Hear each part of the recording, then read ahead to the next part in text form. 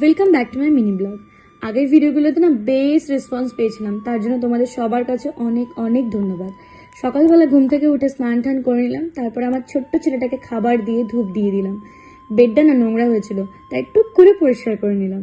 তারপরে ওয়াশিং মেশিনে কিছু জামা কাপড় দিলাম অ্যান্ড দেন চলে গেলাম আমার রোজকার গন্তব্যস্থল, রান্নাঘর। আগের দিন যেহেতু স্যাটারডে ছিল, একদম নিরামিষ, তাই আজকে ইচ্ছে হচ্ছিল একটু মাছ খাওয়ার। আজকে না অনেক কিছু রান্না করেছিলাম, যেমন মাছের মাথা দিয়ে পুঁই শাক, মোচার ঘন্ট আর মাছের ডিম। তারপরে বিকেলে একটু বেরিয়েছিলাম, দুটো বন্ধু আসবে তাদের সাথে দেখা করতে। আর এই পুচকিটাকে দেখো, দাদা কি ব্রিড এটা? কি একটা নাম বলছিল, ইংলিশ কোকার নাকি। এই ব্রিডটা না আমি আগে কখনো দেখিনি।